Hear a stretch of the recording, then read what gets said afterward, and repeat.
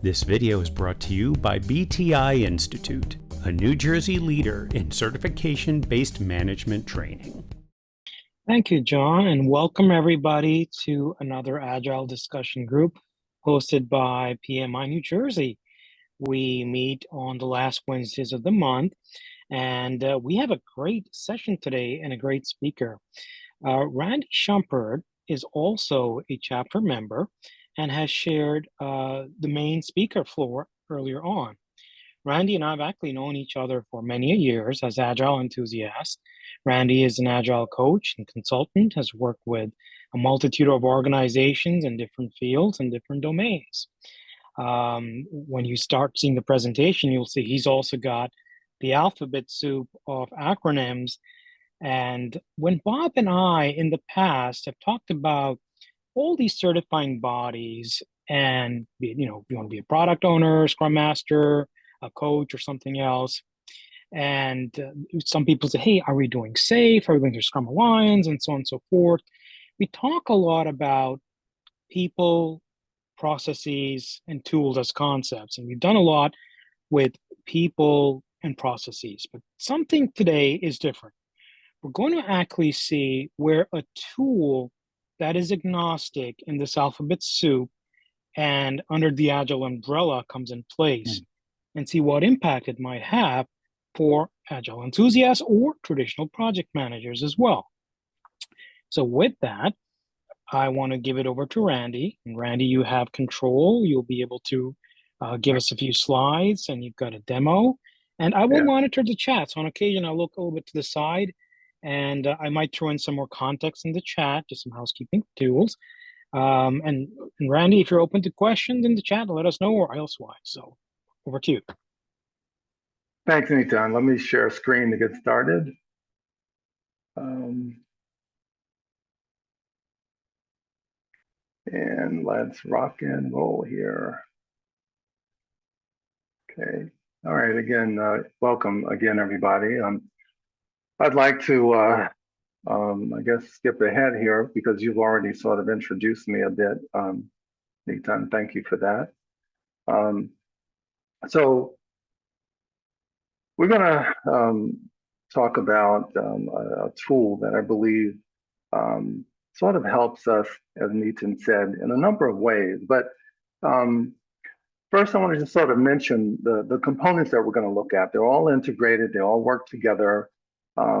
And then sort of explain, what's in it for you? How do you benefit from it, right? So there's a Agile maturity assessment component and survey, objectives and key results. There's a retrospective aspect of it, root cause analysis, and there's a sort of personal Agile coach, right?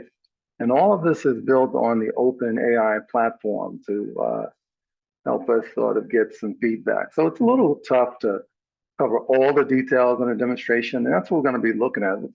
As they say in Agile teams, right? We want to see working software over comprehensive documentation. We want to see a live demo. I think that's what we all signed up for tonight.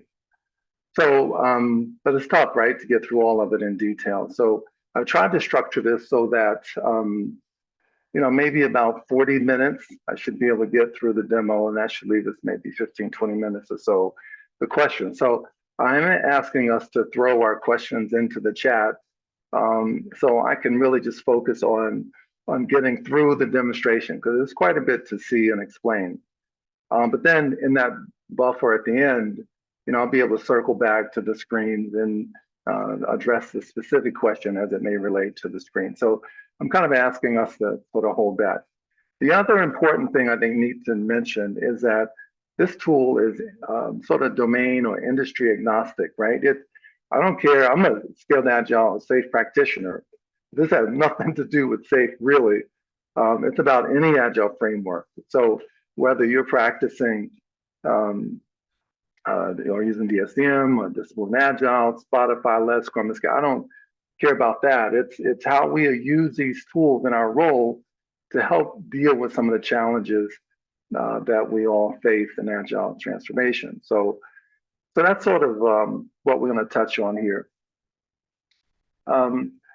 So today we're talking about a tool that will help you as an Agile coach, a transformation leader of some sort, change agent, roles of that type.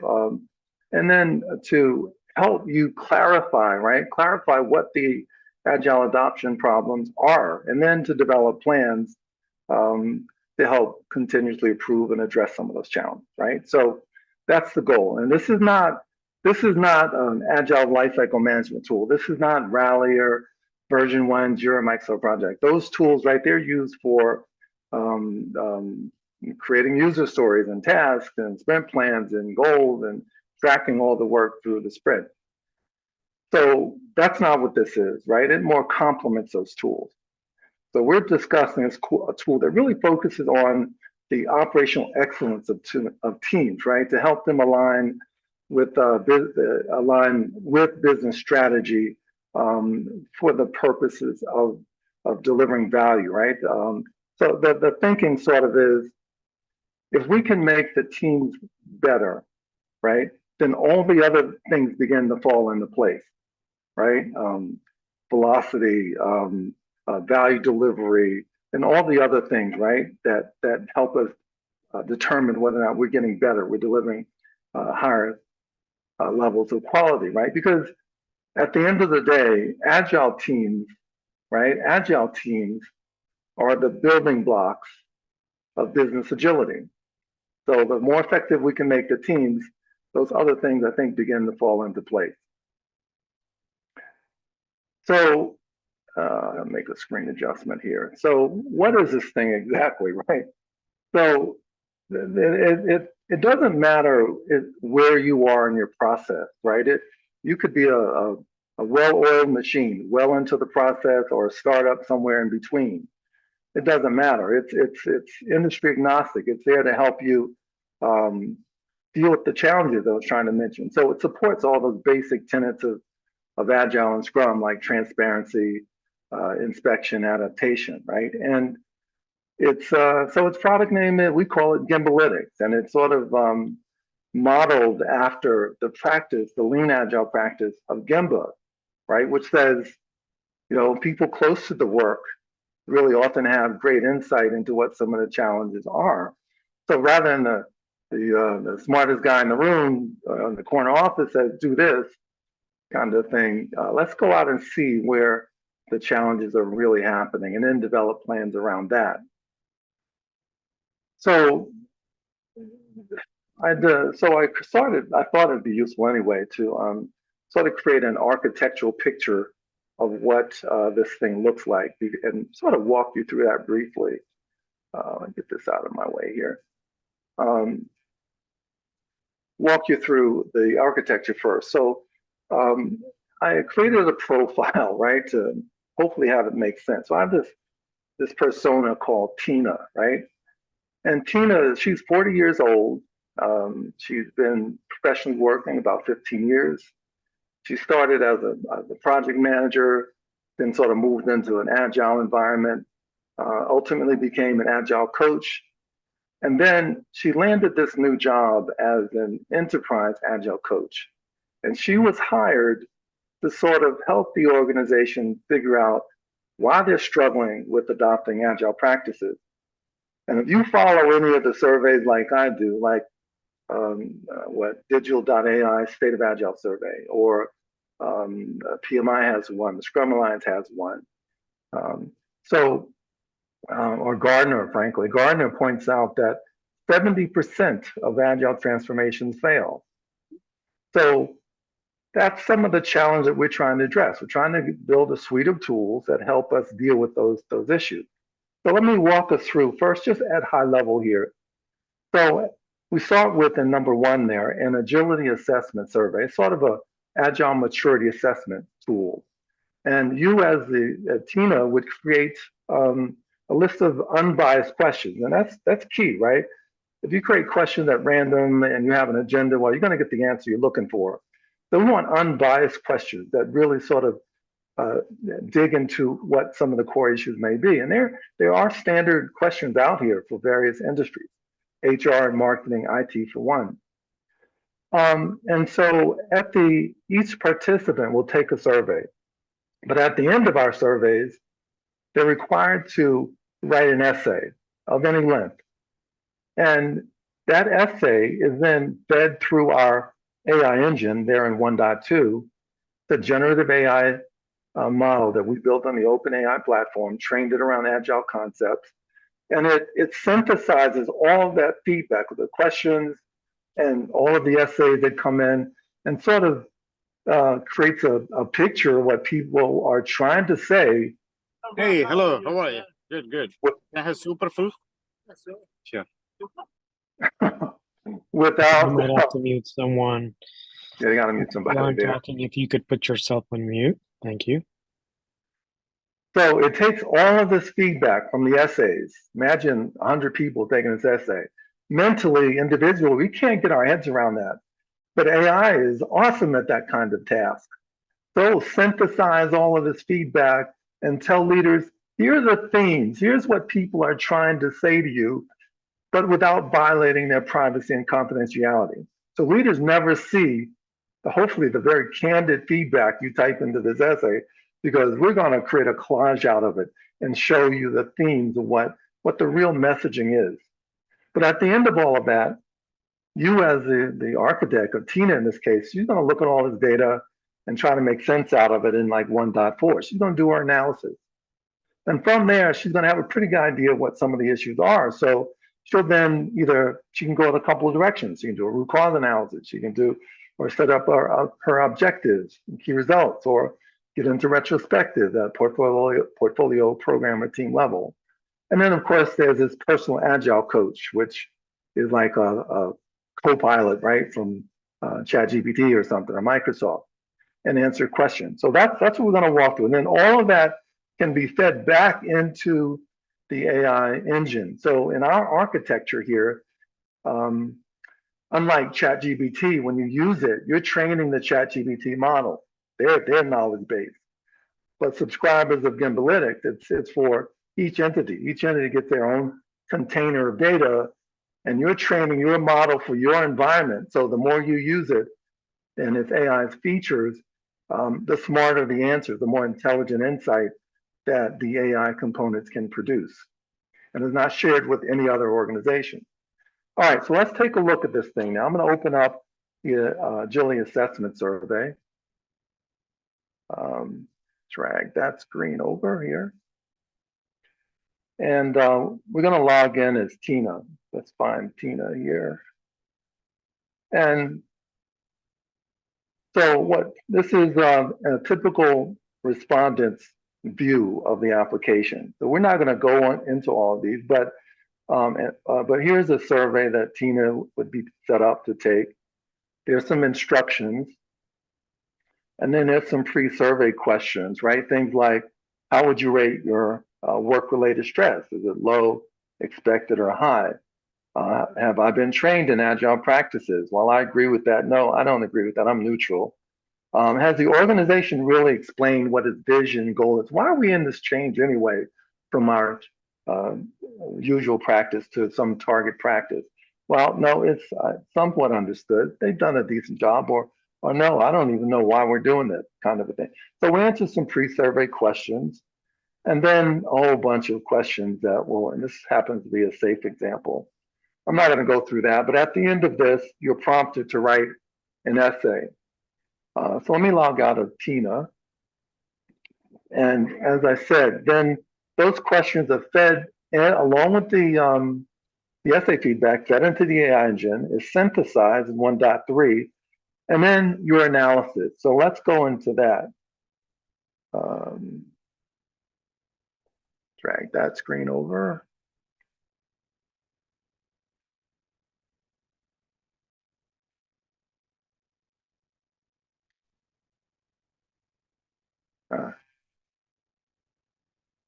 Okay, let's log in. Now I'm going to log you in not as Tina, but as an admin, so you can see all of the details here that Tina's team just entered into the application. So let's go into the dashboard, and now we're at 1.4 now, and Tina's trying to make sense out of all this feedback. So this first tab, if you will, this overview tab, are really just summary metrics of the survey. the number of participants in it, questions, responses, overall sentiment analysis. 8 people were happy about what's going on, 7 not so happy. The transformation vision, 3 felt that it is well understood, but 9 says somewhat, so the vast majority feel like leadership hasn't done a good job of explaining why we're doing this. Current process, target process, allocation, work location. Fear of retaliation is a really huge issue today. People are afraid to speak up and say what they really think. And that's why it was so important for us to make sure that we protected the privacy and confidentiality of essays. So there's a real intense focus on that in our application. So we synthesize all that feedback so you can be very candid. Agile mindset, stress level. Then we look at challenges, right? So here are some of the organizational challenges: resistance to change, lack of cross-functional teams, all those things, right?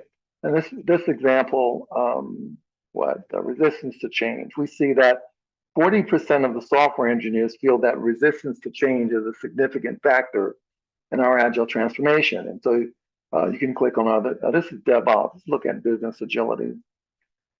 Fragmented tooling, inconsistent practice. Okay, so Tina can go in and say, okay, inconsistent practice. The teams feel that inconsistent, whatever, right? And she can take a note because she's trying to tell a story. She's trying to build an understanding of the core problem. So as she goes through, you can take notes on what's actually, what her take is on what's happening. Then sentiment analysis. So let's click on software engineers here. So we see that some are happy, some sad, some are neutral about what's going on. All of this feedback is AI generated from the essays. There's more to it, and you can dig into all of that. And then we have a Gemba coach. The Gemba coach says, based on that, all their feedback from software engineers, here's some of the takeaways, here's some suggestions on what the software engineers should do, or what Tina should do in terms of advising them. And then there is competency analysis. So again, this one is, I'm looking at a SAFE example, business agility, and there in SAFE, there happens to be 7 competencies of the SAFE framework. So organization agility has 3 subdimensions. Continuous learning has 3 subdimensions, lean agile leadership, and so on. And each of them has a list of questions that Tina defined. And it shows how people answered, whether they strongly agree all the way to strongly disagree. And you can see the percentages. And as you look through the question, like our organization provides time for innovation. Well, 10 people strongly disagreed and 1 disagreed. So a significant portion of them don't feel that's actually the case, right? So she can maybe go back up and add more notes. And so we are finding that, and then that part of the story. So she's building a log of which later you can pull into your PowerPoint or your Word document as you write your report, take screenshots and so forth. So you continue on with that process. And so then there is measure. Now, measure will show you a radar chart, and it basically plots the findings that came out of the survey, right? So we can see that it's measured in Agile Maturity Model, a classic one, sit, crawl, walk, run, fly. And we can see that for organization agility here in brown, that for lean business operations, well, they're crawling. For lean thinking people, they're crawling, not doing very well. So you can kind of get a sense of the level of maturity, at least based on the responses of people, right? And that's what we're looking for, how they're rating these things in terms of organizational maturity.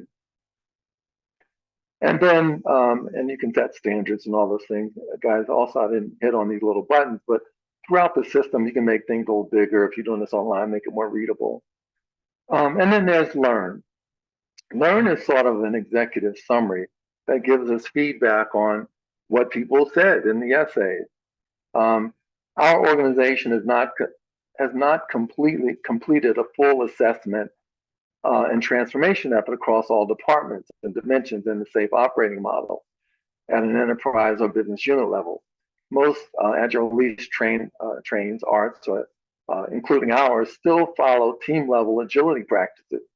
However, there's a growing interest in scaling it. So it'll give you some analysis based on the actual essay feedback. Okay, and then of course the coach gives you some suggestions based on, so these coach buttons, right? You gotta know that over whatever, 15, 20 years now of Agile, right? That there's a lot of articles and blogs and research papers and websites and books and all this stuff is out there, you know, where we've probably addressed about every problem any team has ever run into, program or portfolio. And so we've been training our model to look for all this stuff so that it can sort of give some fairly reasonable insight into some of the issues that your assessments may uncover. Now, let's, while I'm here, let's look at, that was an IT example with SAFE. Let's look at this one, a non-IT example, workman's compensation. The Canadian company, we're talking. It's not a done deal yet. We're talking. But a whole nother set of questions, different metrics, different challenges, lack of leadership buy-in, workload exceeds capacity, vision for change is not clear, fear retaliation, sentiment, competency, their questions, their competencies are different. All of basically nothing in this application, almost nothing, has any hard coding. All these under application settings, these are all tables that allow you to sort of customize how the surveys work, how the metrics are collected, what metrics you want to show, all those kinds of things. So you, as the Agile coach, can pretty much tailor to pretty much anything that you would probably encounter in practice. Now, let's go back again. So that's what you're doing as the coach, as you review the assessment and all the metrics that it captures in reports so that you can begin to tell your story. Now let's go back again. So you're here, you just finished up 1.4. Now you have some pretty good feedback on what you think is going on, right? So you might then want to take that feedback or the problem that you think you know, form a team of people that may be able to contribute to the solution to that problem, and start with the root cause analysis. So let's go there. Let's go into the root cause analysis. And log in. Go to root cause analysis. And there's an example set up here. So we're going to open the meeting, and the team had came up with this problem, for example. It says, our agility assessment shows that insufficient training and education on agile methodologies appear to be the top reason why our agile transformation is not going well. Okay, so let's start the meeting. They agree that that's the problem they want to solve, right? So Tina's leading this effort, and she assembled a group of participants and they came up with that is the problem they want to try to solve. But she assembled them to begin, to be in a conversation. So, sorry, I skipped ahead here, participants. And then, sorry guys, you click on it, I'm out of order here. Start the meeting. Okay, so the purpose of assembling the team is to have a brainstorming session where they're going to try to analyze the causes of the problem. So in this example, Tina put together 4 analysis categories. So think about your wishbone or Ishikawa diagram. And at the end of the bones, right, you have analysis categories that you want to sort of look at various causes to, apply your 5 whys to, dot voting and all those things, right? So she came up with these 5: process, tools, environment, and program. And after brainstorming with this group, they came up with 3 process related causes to the problem. They came up with 2 tools related problems, 3 environment related causes, pardon me, and 4 program related causes. All right, now Tina, as the administrator, and we've gone through and everybody's analyzed, the reason for this problem. They've given their causes. There are no more causes. We're exhausted as you run us through all the 5 whys. And so now, as the administrator, she can control the voting process. So she can turn on voting. I'm just skipping that to move ahead. She can turn on voting and ask everyone to vote on what they believe is the most significant cause. So now, and it's all blind, right? Because everyone's logged into their laptops, and so no one's looking over how each other are voting. So you can really just vote what you think is really the most significant cause. So after the voting is completed, or she turns off voting, let's look at what it shows. It draws a Pareto analysis, right, which is based on the 80-20 rule. And the idea of a Pareto analysis is that you want to look at the most frequent cause. It's a frequency distribution chart ranked on causes, right? So we see that training is needed and agile mindset. Those are the 2 biggest causes. So we as a group agree that those are the things we should probably look at trying to fix versus, say, external dependencies or lack of management commitment, some of these lower voted items. And then the improvement strategy. So what are we going to do about this problem? So we can brainstorm it as a group and decide as a group, here's what we're going to do. Or we could click this number coach button and see what everybody else thinks about it. So in this case, it says, this is all AI generated, right? So it says, the primary hurdle in your agile transformation is the lack of sufficient training and education.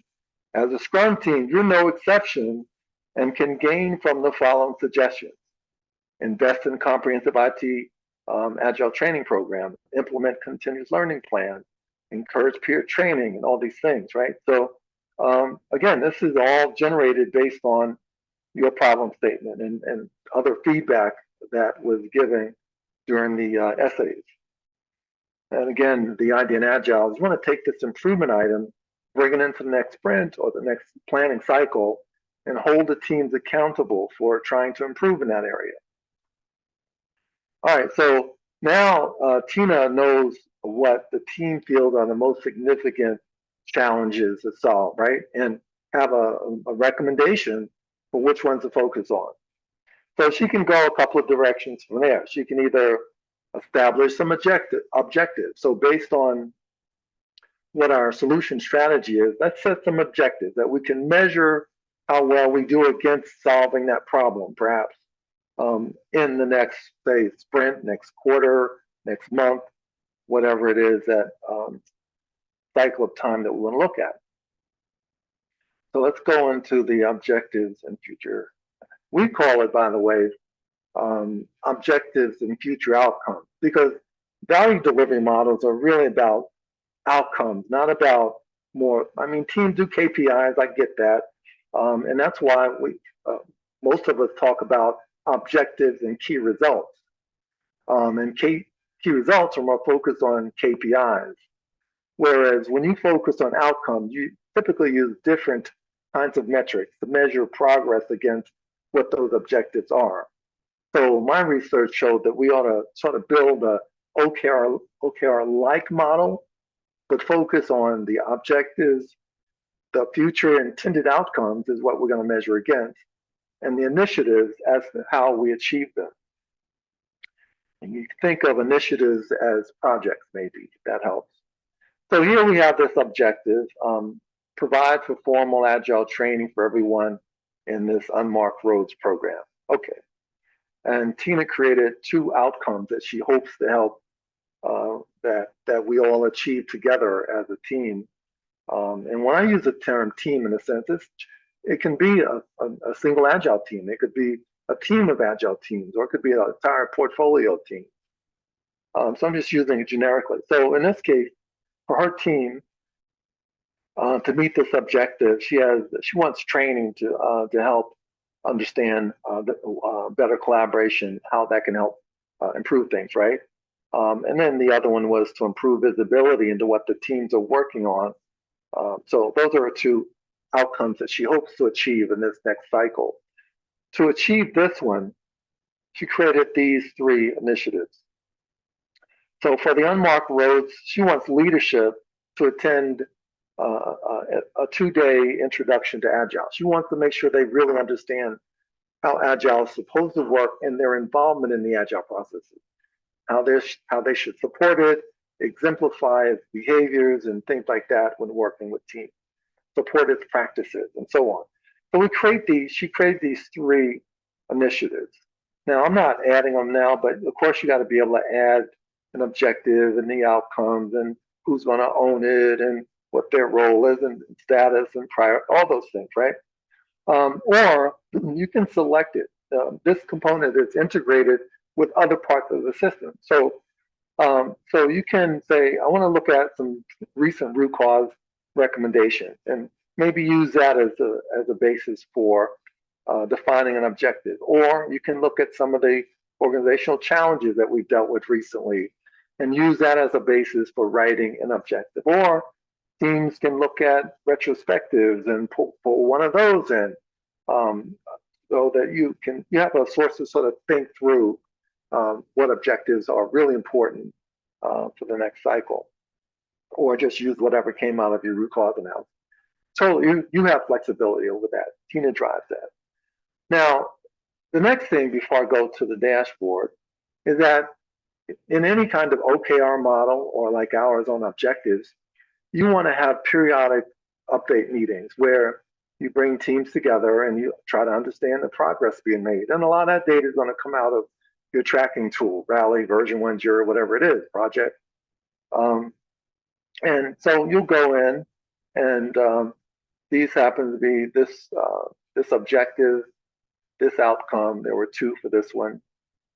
And each sort of, say, Scrum Master, project owner, portfolio executive, whoever it is, they'll go in and say, for this project or this initiative, here's how much work remains, a rough estimate. And then that's it. You just go in and say how much is remaining. So all that other data about progress is maintained in your other tools. And in these progress meetings, you're simply given an update as to where you are, you believe your team is. And then the dashboard reflects all of that. So we see here, for this outcome, we have these 3 initiatives. We just saw this 12%. So the first one with 12% remaining, it's mostly done. So that's acceptable. We're good with that. This one is unacceptable. It's halfway with the amount of time. If you can see why it's in the acceptable range. You define, all of these are definable. We don't have, you decide, or Tina decides these ranges and these colors. You have full control over that. Other information you can add notes on. Since that one was unacceptable, she might put some reminders of action items that she wants to take when following up with that team. So you can sort of monitor progress being made, take corrective action as you go through, rather than sort of waiting till the end like some models do before you take corrective action or learn from it. I don't know how we're doing on time, but I think we're okay. Retrospectives, I'll rush through this one a little bit, and then so we get time for this co-pilot. So now Tina wants to do a retrospective with her team.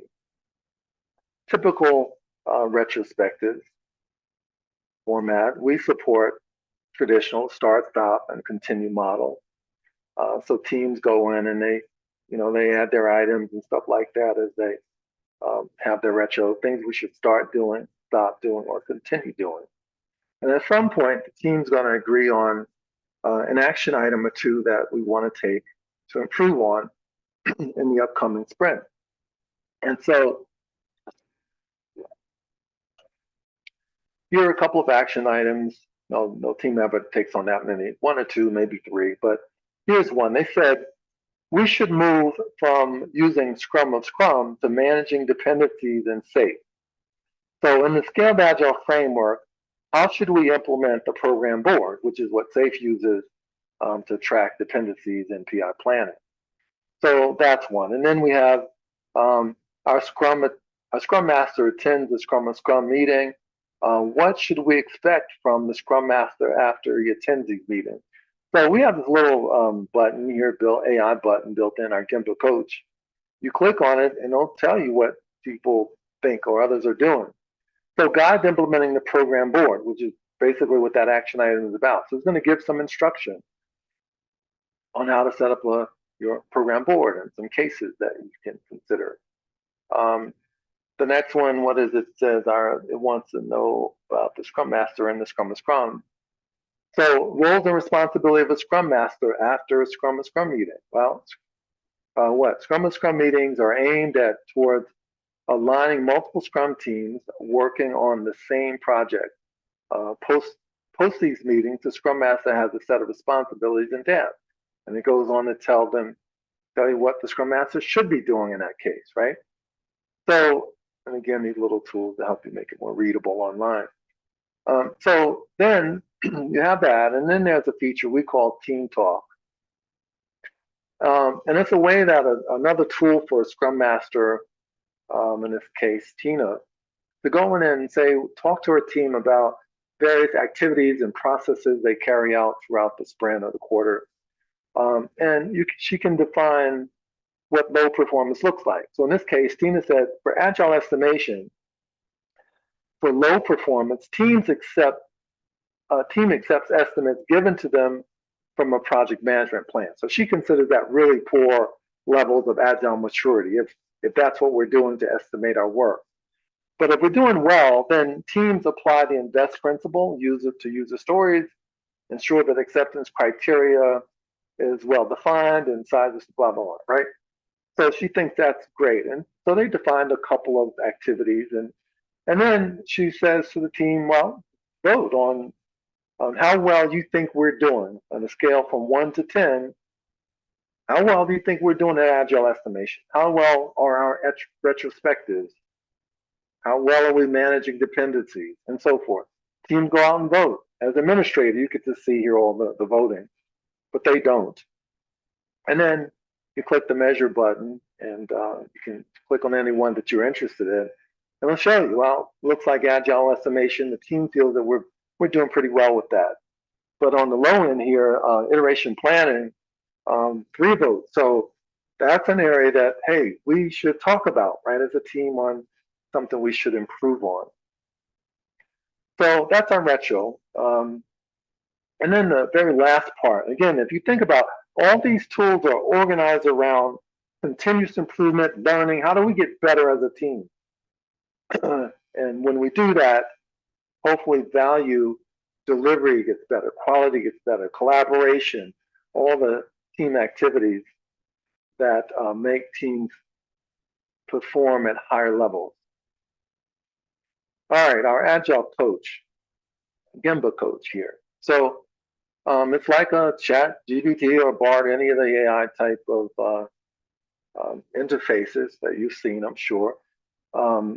We built some built-in examples. You can set up your own examples. These are just some that are built in for demonstration purposes, but you choose, or you can write your own, just start typing on. And maybe if there's some in the chat window, I'll just grab them. But let's say that, I don't know, in Scrum, is protecting the team from outside stakeholder influence considered a responsibility of Scrum Master role? And what are some of the ways the Scrum Master protects the team? All right, let's look at that one. And about 8 to 10 seconds, it goes out and looks through the knowledge base and comes back with what its findings are. So let's see. So it says, make this a little bigger. It says that in Scrum, a Scrum Master plays a crucial role in shielding the team from external influences that can disrupt their focus. It's part of their responsibility to manage outside stakeholder influence, allowing the team to concentrate on the project and deliver on their commitments. And here's some ways that they can do it. I mean, as an agile practitioner, I think that looks pretty good. I mean, we're the people that's supposed to know this stuff, not the team. They're focused on getting the work done. But a team member can go in and ask if they want to see what. The important thing to note here is this concept of prompt engineering. If we haven't heard that term, it gets into the idea that the more effective you can write, more effective meaning very specific, targeted, narrow, with proper context, then AI can do a wonderful job of giving you good feedback. But if it's not constructed well, you might get a little bit frustrated with anybody's coach component because it relies on our ability to understand prompt engineering. So us as project managers and coaches, that's one of our responsibilities is to coach teams on this concept of prompt engineering. So we have some examples and some guidance here that's built in. But that's how it works. I'm going to ask Nitin, did anybody have any questions in the chat? Maybe we can, did you notice any or not? Yeah, so one or two questions have been coming in. Okay. And I'd also just put a prompt in, hey, does anybody want to ask the AI interface a question? Maybe you can throw it in there. So one of the questions was more on the assessments, when people are writing it in. Does the AI work, or how does it work towards addressing conflicting information or oddities?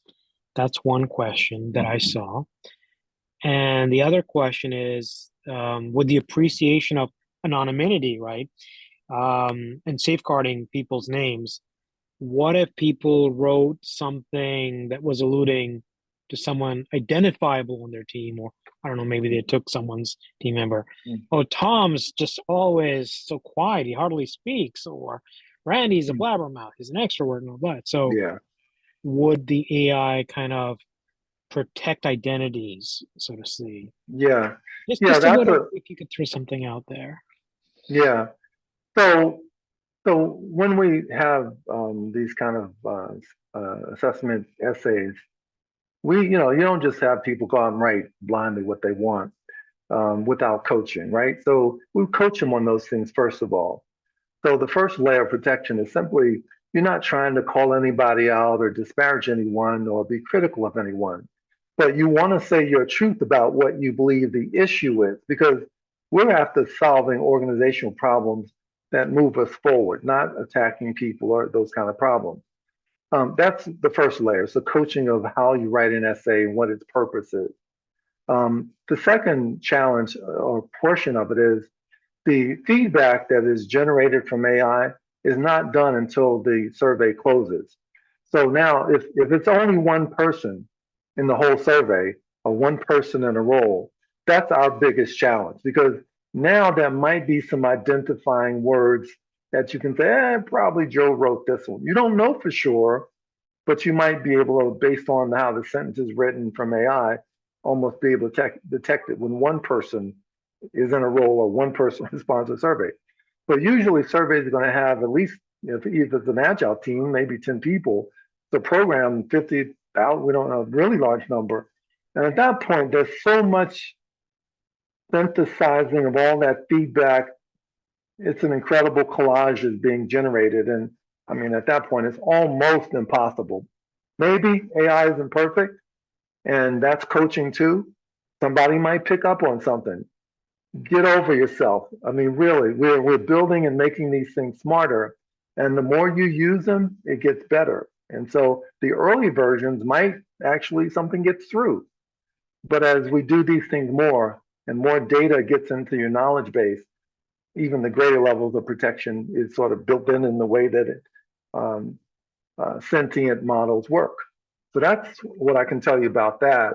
Conflicting, there was something about conflicting. What was that issue? Conflicting something, another?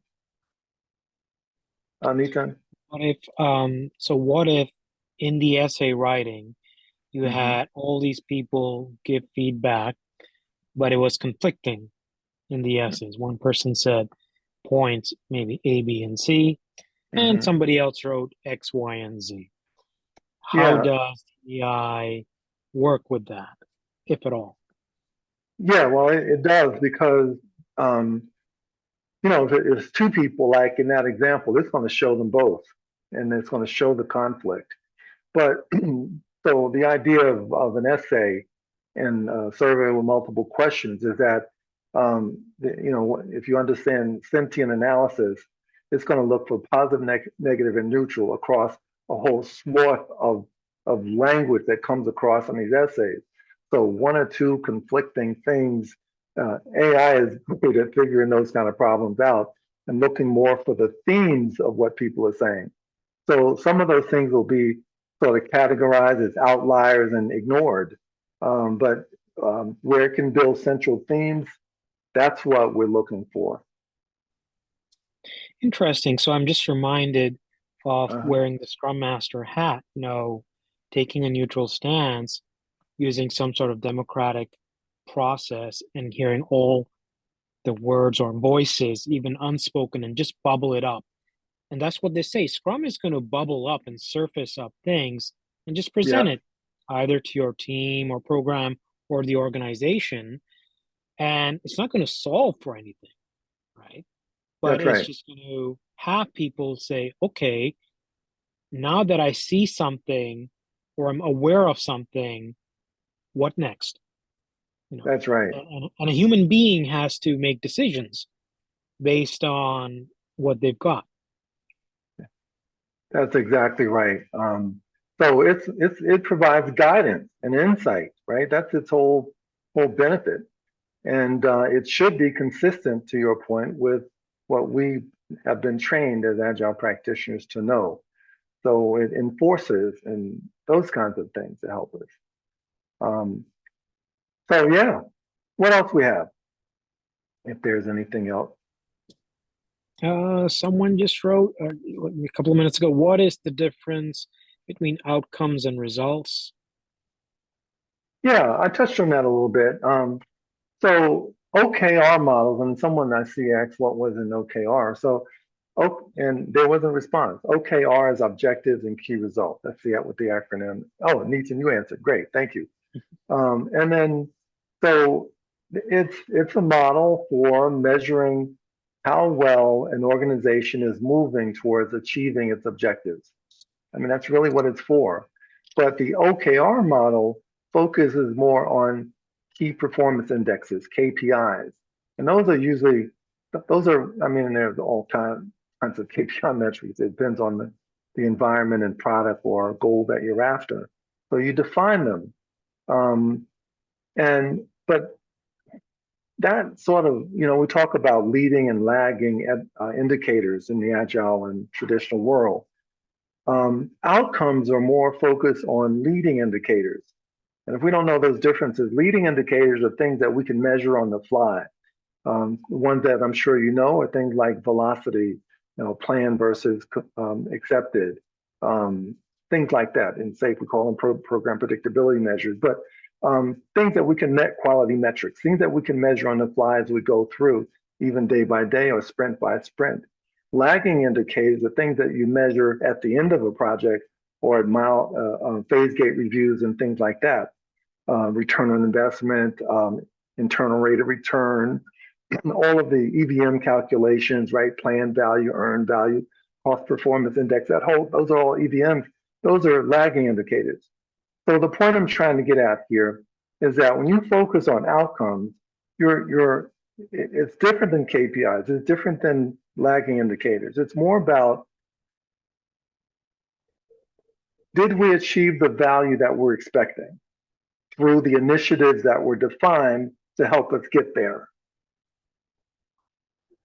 So you'll see less of, 20% of our goal was met or a net promoter score or those kinds of numbers. You're going to see the metrics of the examples that I tried to share. That yeah, we knew that training is a big problem, right? So we set up three training programs across 4 teams, and we brought in the consultants, and we hired a group to come in and do the training.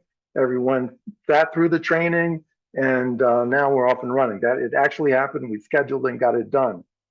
Those things move us forward from an outcome perspective. So, and so you as the Agile coach or Tina would be saying to folks that are trying to follow this model, okay, here's how an we call it OKO, objectives and key outcomes model, or future outcomes model works. We're going to try to write them in a way that we can measure whether or not these results were achieved at the end of the sprint, the quarter, or whatever. I hope that explains. It's just a nuanced version of an OKR.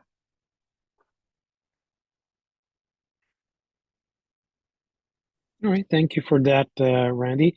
Do you want to open up for questions? I'm just reading up what's in the chat. There's something else. How much data was used to train the Gembalytics model? This is always a piece of curiosity. Do we have library books or something beyond that? Well, man, that's an ongoing process, first of all. And I've been working with this for almost a quarter years now. And so training has been ongoing, all kinds of sources. The only one that I didn't use, believe it or not, is anything from the Scaled Agile framework. And I'm a safe practitioner. Yeah, and that's because you're not allowed to, frankly. That's safe proprietary information. And anything that you do use from them, it has to show their copyright notice. I don't want no part of it. I mean, SAFE is a wonderful framework. I'm out here right now in Salt Lake City, Utah, with 60 people in the other room that I spent the whole day with. That's fine, but there are plenty of frameworks that do a great job of this stuff.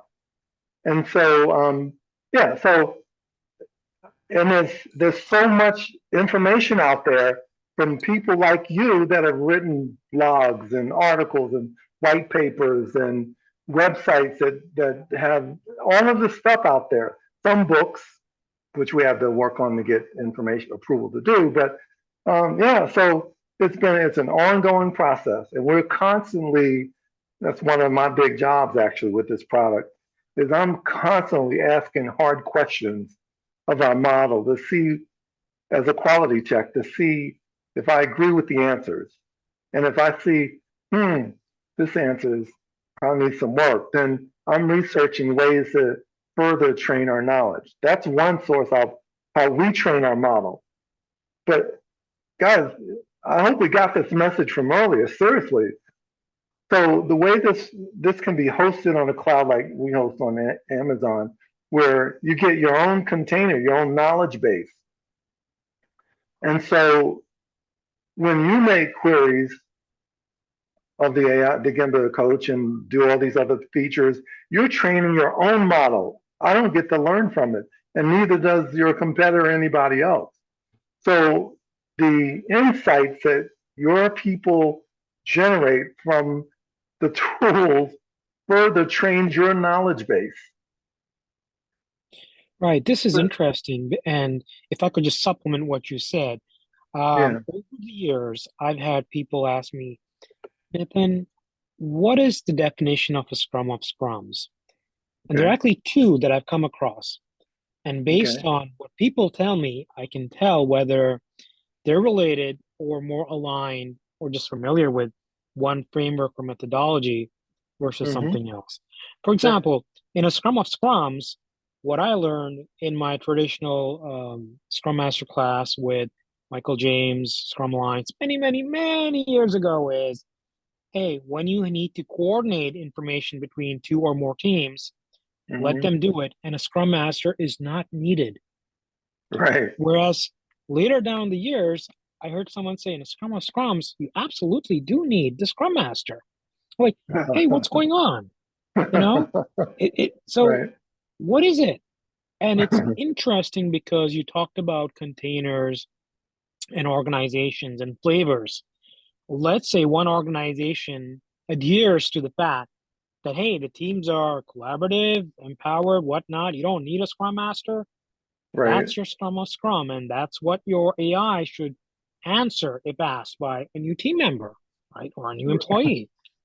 Whereas Right. maybe you go to another company and another team is, I know what a scrum of scrum is, and but let me just check just in case. And it's like, oh, I'm a scrum master. Oh, I'm needed there. Right. And then there are That, others that might be doing less or other things. So companies, whatever methodology is framework, their own evolution, their own containers, right? And I imagine if yeah, they're using something universal like Scrum, which does have the Creative Commons copyright and sure like, Scrum guide gets updated every so many yeah, years. yeah. So it might have to be fed back again into this. You know. That's exactly right. So it's So it's an interesting. ongoing process of updating it for that very reason. And your example about Scrum is Scrum. I mean, people, different frameworks interpret it differently. And so, what will AI come back and see? And part of that is dependent on how you craft the question, right? So if you ask for Scrum is Scrum according to the Scrum Alliance, you probably, and you have those words in there, then it's going to tell you what the Scrum Alliance says. But if you make it more generic and broad, but targeted to Scrum and Scrum, then you might get an answer that is more generic that probably takes into account how wherever Scrum and Scrum has been defined. So a lot of prompt engineering is really essential in these tools, but people won't get the right answer and perhaps become frustrated with AI and think, hey, this sucks, or I knew that, or that kind of thing. The question is key. Anything else popping in? We have 2 minutes left, so you want to let Okay. people ask the questions themselves. And Randy, I'm going to ask you to keep your answers short. Lucy Ellis, Okay. you want to ask your question quickly? Yes. Sorry, I'm here. Yes, I had a question. Can you hear me? Yes.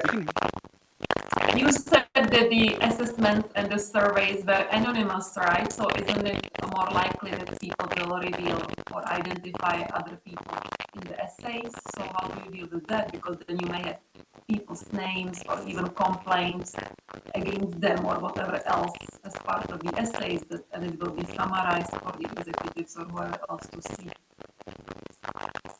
Lucy, there's a lot of noise in your question. Did you guys hear that? In the chat, so. Okay, I'll read Lucy's question just in the interest of time. She said that she had a question. I think because the assessments essays are anonymous, people may be more likely to put identifying information of other people in there. How do you address that with AI? Yeah, well, that we architect solutions specifically for that issue. So there is the data, how we've architected the application is there is no, even if I was sued, I don't think we could do anything to make a connection between the person that logged in, that's the only time we know their ID, it's an internal person in the organization, and writing the essay. There's a total disconnect after that AI engine runs to synthesize their feedback and only show the synthesized feedback. We don't even keep the other part. So that's how we try to protect it. And I know people may not believe that up front, but you as the coach, that's your challenge is, hey guys, here's how this thing works, believe it or not. And they might not be cool with it for the first one or two and cautious in their feedback. But eventually, you'll get there with that. We got to sell that. I'm trying to be brief, John. Yeah, go ahead. Okay, Joshua Van Dyke, you want to make your question quick? We have about 2 minutes left. Yeah, sure. Just the question that I basically asked really quick was, as you grow the specific knowledge base for the teams or for the groups that you're working with, does the AI essentially get the opportunity to start to pinpoint or predict bottlenecks that might be coming down the line? Well, bottlenecks. And give me an example. Or roadblocks or where challenges might come from a team. Yeah, that's the idea. That's exactly the intent, is that the more you feed it, and over time, similar patterns are going to grow or not, but we're going to be able to tell you based on the feedback. But it's all your feedback, and And AI is going to look through it, looking for themes, and then tell you what it sees. So if it's a bottleneck because of a consistent bottleneck, if it's something new, it should be able to pick that up. Okay, we're at the top of the hour. So Randy, if you can forward to the end of the last slide that we have, and then any last statements from you before we close out, Randy? Well, just quickly, guys, thank you really for the opportunity. It's you guys don't know me, but I'm very humble and thankful that so many of you took the time to listen to this talk about Gembalytics. Thank you for that. All right. Well, thank you very much, Randy, for presenting. Thank you, Nitin, for moderating this discussion.